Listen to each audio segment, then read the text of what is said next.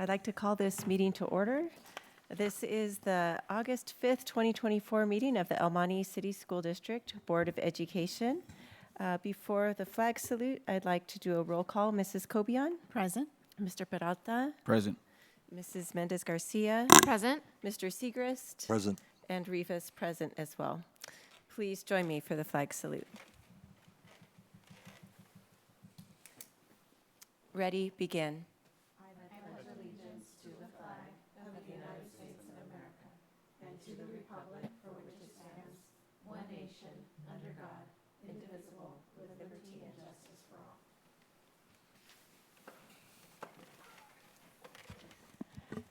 Thank you. We'll begin with board reports. Mrs. Cobian Nothing at this time. Thank you. and Mr. Peralta, Nothing for me as well. Mrs. Mendez Garcia, Not at this time. I'll wait till the end for detailed discussion. great, and Mr. Segrist. Any board report, Mr. Segrist?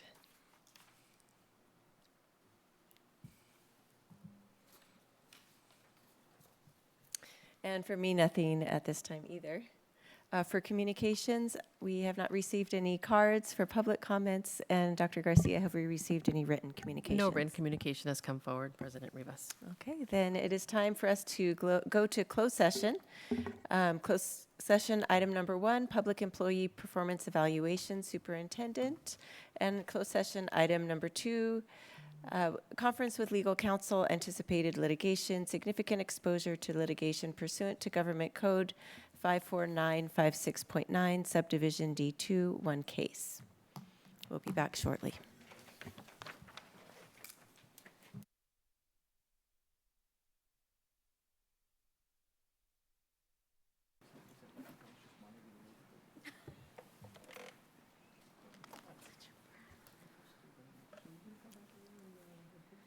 Okay, I'd like to resume the open meeting at 5:41. And the board was previously in closed session for closed session item 1, public employee performance evaluation, Government Code 54957, sub B1, superintendent. The board completed the evaluation. And closed session item number 2, no action was taken. It is time now for us to take a break.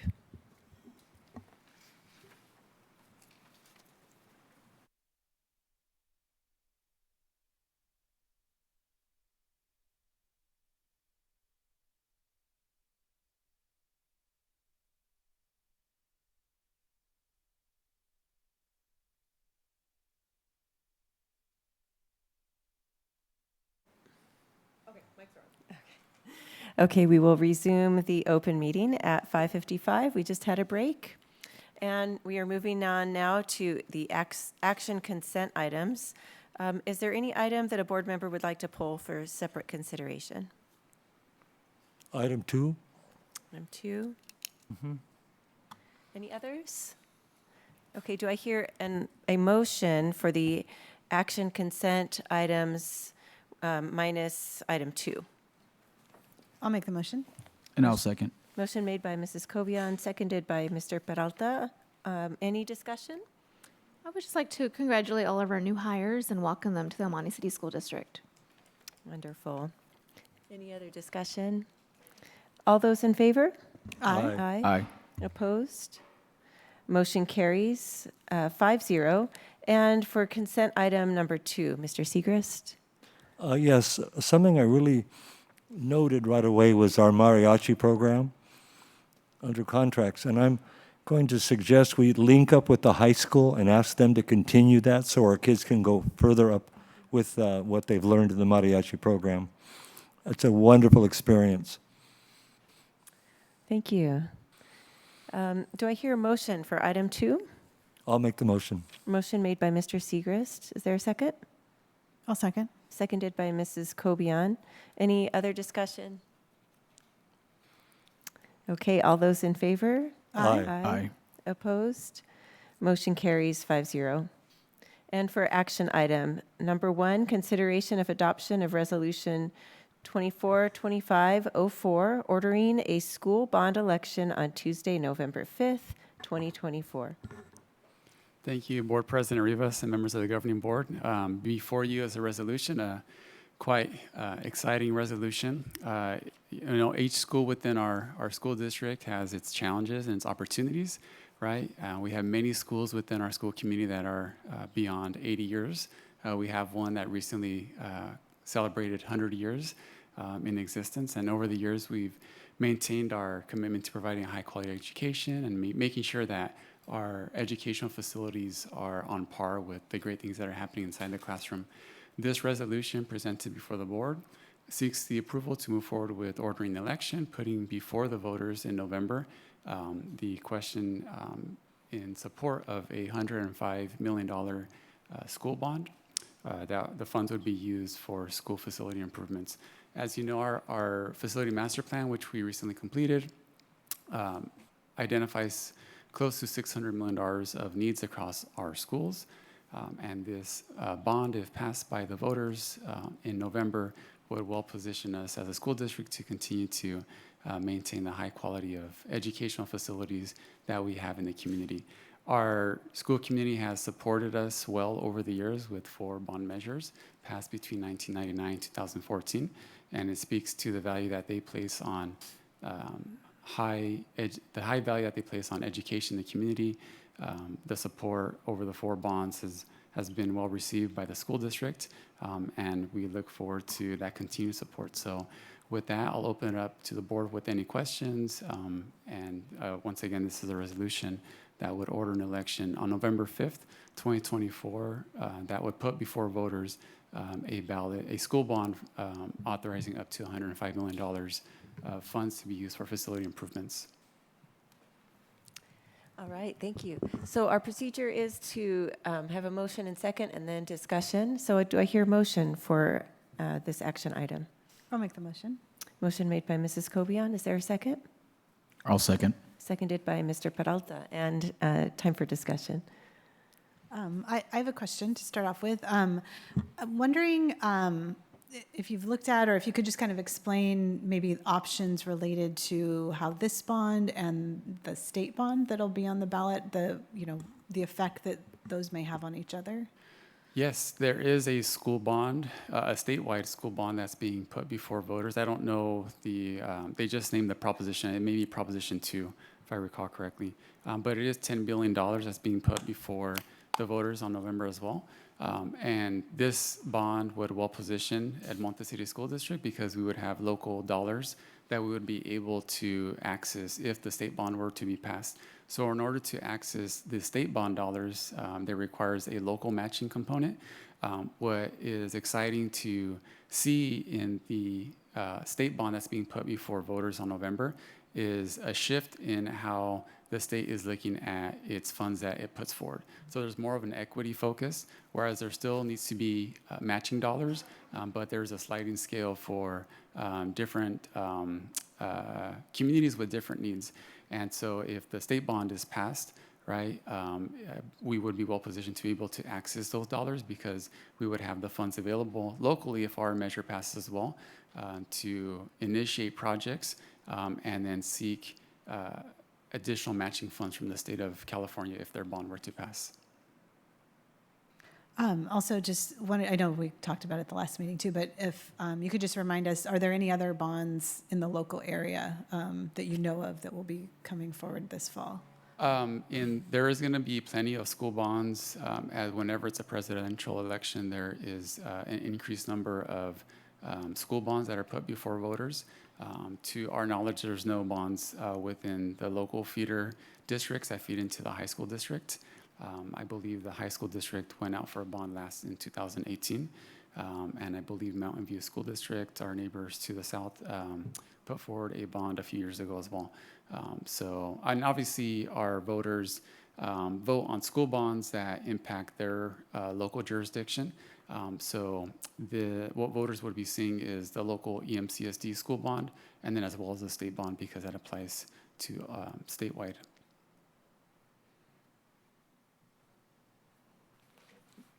Any other discussion? Yes, I think that one thing that when people pass bonds, they forget if they do pass to have the public come and see what happens. I think, for example, when they did the high school bonds, people need to go and see the beautification that took place in the upgrades, because too often we forget to let them know what happened. It's like the final exam. Go see what happened, and you'll be so impressed. If you go by Rosemead High School, you'll see a track that's at the same level of any university track. And I know people that finally got to see that, and they're saying, yes, we're glad we voted for the bond. So I would think that would be one of the selling points. Yeah, no, I was just going to share that, we definitely understand as a board the importance of, if we want to be able to move forward with more of those bigger projects for our school districts, right? We need this bond money, and ultimately, put it on the ballot is really going to then be up to the community to see how they vote. We are going to be having a bigger turnout this year with the presidential election. I think I shared last time with Naleo when they did a review of I guess, Latino politics in the U.S. One of the biggest things that is a concern for Latino community is inflation, right? So it will be interesting to see knowing that, and but we also know that our community definitely does value it, value their children, and making sure that, the way we've been seeing all the things that have been going on at the high school, we want to make sure that we're also reflecting that in the elementary level. And I think it's good timing too, as we're talking about our master plan. So we have a very concrete visualizations of what the money, will be supporting. So I think that's good as well. Yeah, thank you. I appreciate what Mr. Segra said about celebrating, the really beautiful work that's already been done. I'm really proud of, what's happened in our district and the high school district, for that matter, with the bond funds. And at the same time, when you go around and you visit the schools, you realize how much more there is to be done, just like with any of our homes, right? And so the work continues, and it's all for making really great learning environments for the students, and also gathering places for the community. So, I agree. I'm excited about this, and I hope it's received well by the voters. Any other discussion? No? Okay, then I'll go ahead and call for a vote. All those in favor? Aye. Aye. Aye. Opposed? Motion carries 5-0. All right, thank you. And we're moving on to the discussion session. For our first discussion item, several of us were able to travel to the NALEO conference. And so we've set aside a little time today to report back on some of the things that we learned. So, Mrs. Would you like to begin? Yes, I was just checking if I still had, I wrote down notes. I was checking to see if I had them on my cell phone too. So with my notes here for education, so with this conference, right, you have elected officials from all over the country. So they have strands focusing on education. There was, of course, a big strand with AI, and then, of course, with development, right, more on the city approach. But with education, there was a big emphasis on CTE pathways. And so it was really interesting just to kind of hear, they had different individuals that were representing it. So one of the ones I went to that was really good. They had a representative from Amazon, and then another one, I can't remember the name, I was looking at my notes. But what was great to hear about these companies is that they were really in tune to the fact that, yes, it's important to have employees, right, to making sure, but also that they're making sure within their own business that they're providing opportunities for growth. So I know with Amazon, that was like a really big emphasis. Like, we want to make sure that there's pathways for education, and they had different pathways, like whether you have a diploma, don't have a diploma, we're going to make sure that if you want that opportunity, we're going to link you up to making sure that you're still growing as a professional. And they were also saying too, one of the biggest things in order to keep your, I guess we would say employee satisfaction, is that they want to make sure that there's mobility, that they're not just in the same they're not just going to plateau on what they're doing, right? Whether it's working in the warehouse or delivering, that there's ways for upward mobility. So that really stood out. And there was another company, like I said, it was more like a kind of like a Home Depot kind of same thing, right? Just making sure that they're linking up with high school students to ensure that there's pathways, and just reflecting on our practices. And that's what that is why we are so invested, and we call it experiences, because we know we want to spark that curiosity for our students, so when they go to high school, they already have an understanding of, I want to maybe go in that pathway or this pathway. They already have an idea of their interest. So definitely what we're doing is coinciding with what in the nation they're seeing is a goal of ensuring that our students have CTE pathways that is then leading to a meaningful career where, again, that there's mobility within that career path. Yeah. All right, thank you.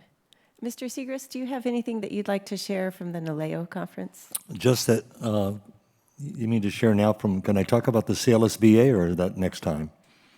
Probably next time. The CLSBA convention that I went to. Yeah, if you'd like, it's fresh on your It mind. was Why a don't you share wonderful that? experience. However, since our flight was canceled because of a problem, we ended up having to change airlines, buy tickets at the last minute. But the thing that I learned from CLSBA was we have to start working on AI. There's a district in California, Greenfield, that has done incredible work on artificial intelligence. They have district-wide involved the community, the students, the teachers, the staff. They were so impressive that people from Apple came down and invited children from that district, 7th and 8th grade, to come to the Apple company and learn about computers. They took the MacBooks apart, explained to the kids. And I was very impressed to see that was a person that we know, Victor Rios, Dr. Rios, his books were there, and they were very well received. One thing I learned from other districts was you have to promote what you do. You have to let the public out there know what you do, because if you don't, you get the bad information, the bad press, but the good press, they tend to ignore it. The resources that we have are here. Every time I come back from Baldwin Park, on the side of the school district fences, I see dual immersion programs, dual enrollment. Our community needs to do that also. We need to promote this district-wide because people do pay attention. And one presenter that was at a workshop was from Compton, very dynamic. His whole focus was never give up on your kids. Promote that fact that those kids can learn anything if you give them the resources. This is why when I share Khan Academy, which now has lessons on AI there for free, everything you want to learn from pre-K to the university on Khan Academy in English. If you want to go to aprende.org, everything you want to learn in Spanish, we need to give those resources out there for everybody. I go to church periodically here in El Monte, and a lot of our parishioners keep asking, when are we going to have dual enrollment in Vietnamese and English? They're concerned that their children are they're losing the language, and language is powerful. I have a lot more I could add, but I won't, to give you a rest. Thank you for bearing with me.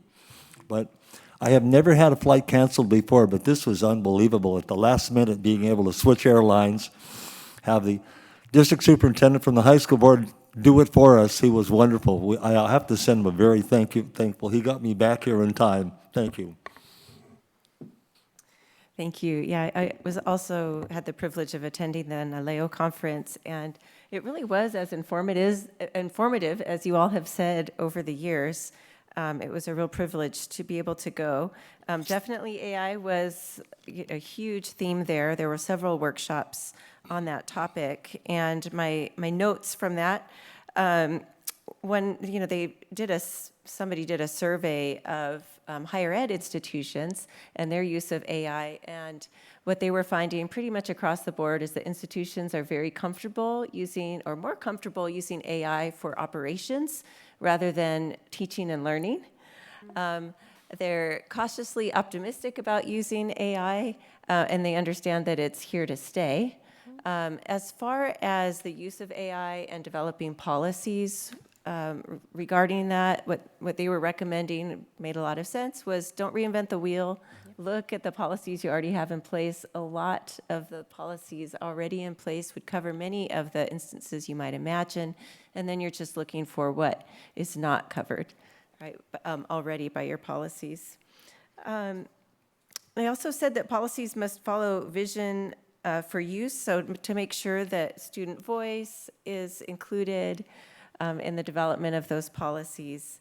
as well as just the tech team. What was another? They really, really emphasize this idea that AI really is here to stay, and we need to, do an excellent job, not just with AI, but across the board regarding digital citizenship.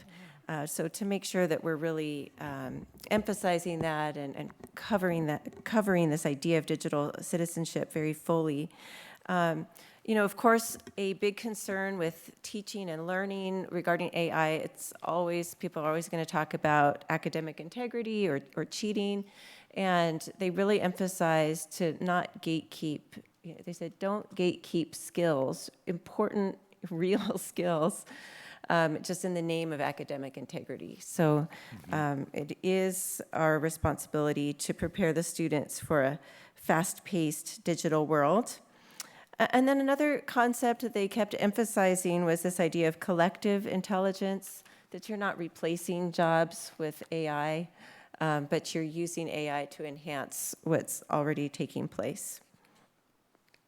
And then other topics, other workshops that I went to, there was one on the healthcare workforce, making sure there's a huge need for people across the board, all kinds of jobs in the healthcare industry. So my takeaway was to make sure that students understand what career options are out there and understand the paths to getting them. And then another topic, another workshop that I attended had to do with human trafficking. And what was, probably the most surprising statistic there was that by far the vast majority of human trafficking incidents have to do with agriculture. And so, there's an idea of labor trafficking that is not always remembered. And so my takeaway was to just make sure that people are really informed on what constitutes trafficking, so that people really are understand what their rights are, and to make sure that we're not penalizing those being trafficked, but really that that just as a society we're building policies that protect those who are being trafficked and that pursue really the traffickers. So, sorry to end on that note, but those were some of my takeaways there from the NALEO conference. Any others or any other, we've brought up AI, some of these other topics. I know that not everyone was able to attend, but if there's any piggyback comments on any of that, this is our discussion time. I would like to add something I forgot. So many trustees across California were so impressed with the fact that our district is doing dual enrollment in 2 community colleges, starting in middle school. I had to raise my hand and say, because I kept hearing, oh, high school, high school. I said, our district is starting in middle school. And they go, what? I go, yes, but with 2 community colleges. So we're pioneers in that too, and the public needs to hear it. Thank you. I want to add to, there's been a lot of things this summer, right, with conferences, but I completely forgot to mention that coinciding with NALEO was the Asian American Pacific Islander, their first conference. So we went to that. It was great to have them at the same time as us. We were able to go, and they had a great presentation and statistics, same thing, data about not just about like the API community, but the API and the Latino community, and research is just about just different things that are affecting, right, both communities. So it was really great that we were both there at the same time, and it was their first conference. They launched it. It's called the AAPI Lead, and that's their organization. So I just kind of want to give a shout out to them on what a great job they did for their first conference. Thank you. Yeah, it was huge to be able to be there. Nice. Yeah, thanks for mentioning that. Yeah, any other thoughts about any of these topics? I know we've talking about AI in the past, so I'm not sure if there's anything either of you would like to. I think I look forward to, I know we kind of talked about at a future meeting, kind of thinking about what that is going to look like for our district. So kind of, it keeps coming up. So I'm looking forward to that discussion, I think, when we go forward. Yeah, and one of the things I wrote down here that really stood out was this new AI interpreter app called World Wordly. So they were really promoting on ways local government is starting to, to use AI. One of them was a big one was for interpretation services. Yeah. I forgot to mention, I have to thank Dr. Garcia and Edna for setting up registration at these conferences. It's always so well done. Thank you. Yes, thank you. Are there any other items for future discussion? No. Not a future discussion, but I did want to take this opportunity to invite the board. Our opening day, our welcome back breakfast is right around the corner. It's on August the 14th. We will begin at 8 a.m. Well, actually, we'll begin at 7 a.m. with a small continental breakfast and the opportunity to reconnect with our school community. And we'll make our way into the gymnasium over at Columbia School.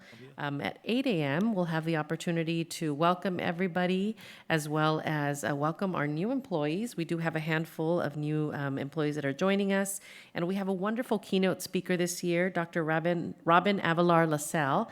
And I took the liberty of purchasing her book for the board. And so you have the book there in front of you. It is called Where Equity Lives. It is a fantastic read. Sometimes academic books take time to read, and you really have to. They're not books that you necessarily have at your nightstand, but I encourage you to start plugging away. It'll be a very quick read because it's very engaging. It speaks volumes to the work that we're doing and that we continue to do, and it definitely gives me hope that we're headed in the right direction. And so I did want to take the opportunity to make sure that the board is able to join us that morning and have the opportunity to hear Dr. Robin Avalar LaSalle. And then I also just wanted to give a big shout out to our entire district staff. I know sometimes we use summer vacation as a misnomer here. As you know, the district is a 12-month operation, and so we do encourage people to take time off and disconnect and unplug, but there is a cadre of people that just continue to work behind the scenes to make sure that we're ready for opening day. Our school facilities are looking fantastic. Lots of improvements. Everything has been cleaned. Classrooms are starting to be set up. IT is busy plugging things away and making sure that everything is up to date. And so big team behind opening day. And I just wanted to say thank you to our district staff for just continuing to do the work that they do every single day and ready for that opening day on the 15th. Thank you. Anything else? Okay, well, with that, and wishing everyone a very wonderful start to the school year, we will adjourn the meeting at 6:19.